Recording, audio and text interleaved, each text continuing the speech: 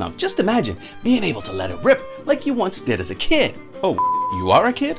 Well, Beyblade Dad videos can contain mature themes and language. Your discretion is advised. Some people say that size matters. And I think they're right. After all, the bigger they are, the harder they spin. These little spin tops are Beyblades, and they're the newest form of spin top battle games. Or is it a sport? Well, this might sound crazy, but the thing is, these Beyblades are too weak, and perhaps too small. But the worst part is that this is by design. Let me explain. The new series of Beyblades glorifies speed, power, and the ability to ramp up speed by using the rail rush system. But does that work? And if so, how? Well, the long and the short is, yes, the added rail rush system makes battles more aggressive because of the potential kinetic energy directed towards the center of the stadium. But this is where the problems begin. Not only are battles faster and more intense due to the shape and function of the new big stadium. Now, this extreme dash function can be deceptively hard to master. The shape and function was originally introduced in the Beyblade Burst Turbo era and actually looked much simpler. Most battles being finished quickly due to the inefficiencies in the sizing and mechanics of the stadium, meaning we would get a lot of pockets or ring outs and even self-bursts. And they also brought it back in the Beyblade Bros Quad Drive season by using this little divot that actually directs Beyblade 2. And you can actually use Beyblade X Bays in this stadium and can still be dangerous as the walls aren't as tall. And you can tell that if you need more speed, and if this was to work, something had to change in the future designs. Now, if we fast forward to today, the X Stadium seems to be made for attack types. But what does that mean for the stamina and defense? Well, they have to be thick and heavy in order to withstand the devastating hits that Beyblade X attacks from the rail rush system have to offer. Now, these new Beyblades sure are fast, and it's no joke when Common X says, "I'll show you something that you can't see." I know, in the English dub version, he actually says something different. I'm gonna show you something extraordinary. And for me, it just doesn't pack just the same punch. Let's get back on topic. The rail system can accelerate them to new speeds, which is further helped by the gear system inside the launchers themselves. These spin tops aren't just toys. They're a magnificent demonstration of rotational dynamics and angular momentum. When you launch a Beyblade, you're essentially creating a perfect example of conservation of energy.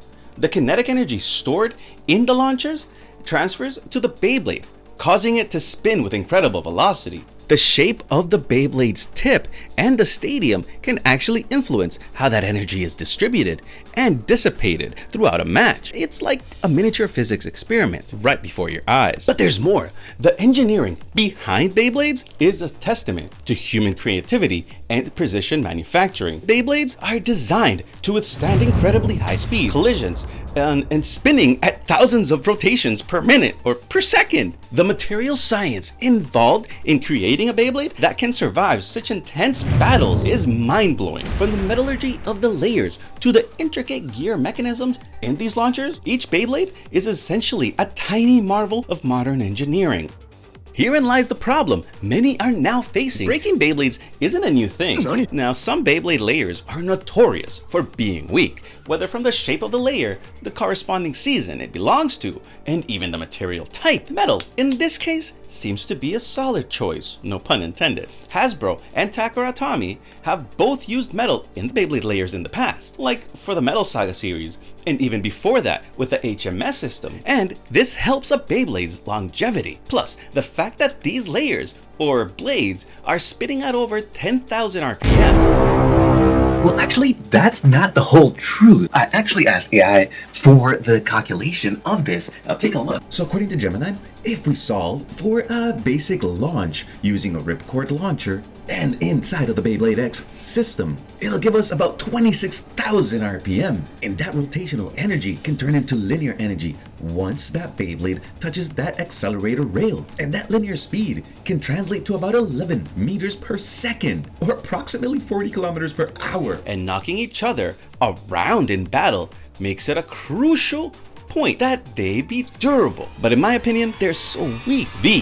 All these are weak by design. You see, these metal parts are made by casting, a common process in which you pour molten metal into dies or molds. Now in this case for Beyblades, they use Zamak, effectively making Beyblades die-cast models. During the process, the molten metal is usually poured in or automatically pumped into molds. Something strange happens though as they're mass producing the Beyblade parts, because simple mistakes can also depend on the material being used, like the metal or plastic or rubber, whatever is being cast. Now you may remember when Imperial Dragon and even Savior Valkyrie chips, when they were also improperly cast, making them easy to burst, even with a dash driver. When the amount of material is off, that's yet another way we get batches of layers that aren't exactly right. Now, making them filled with tiny holes inside of the material and even tiny fractures on the surface. Therefore, the first wave collectibles are usually prone to having defects. Worst of all though, is that no matter what process of casting the molten metal Hasbro and TT may have used, what makes Beyblade X layers incredibly susceptible to breaking is of course their own design, and that's the design of the layer itself. Now the creators of the Beyblade layers have mentioned that they do go through a long process of battling them as they design them. So this must be something that they may have addressed or not. But of course you gotta remember that the sooner you break a Beyblade, the sooner you'll need a replacement. And I don't wanna say that this is something like planned obsolescence, but the design is only one of the problems that companies run into while making all kinds of die-cast models. Like I mentioned before, common problems like microfractures have an immense impact on Beyblades. They're caused by misruns, which impact the porosity of a Beyblade, or in other words, air bubbles in metal. Now, that's what creates weakness in any kind of metal, whether it's forged, cast, or even a mold. If there's anything that I've learned from watching Forged in Fire, it's that the blade will always break at its weakest point, and that's usually where there's air bubbles. Is there something that we can do to fix this problem though? I'd say yes and no. Now, I say no because Takara Tomy and Hasbro are the only ones that have any kind of say in the production. Although they do listen to fans, this may be something that's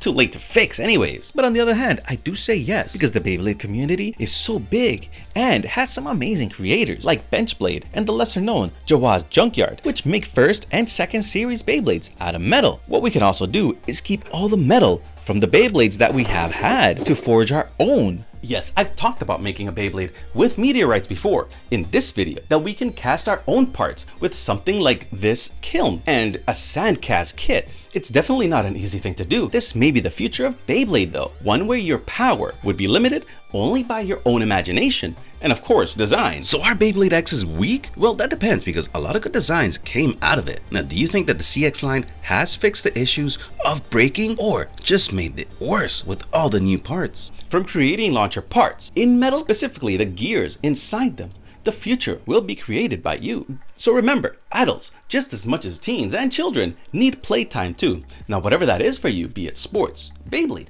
mechanics, or even reading, do what makes you happy. Do what works for you. These Beyblades may be weak and easier to break than the Metal Saga series Beys, but that doesn't stop any of us from enjoying Beyblade.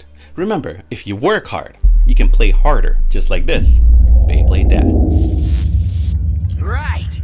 Don't blink or you'll miss!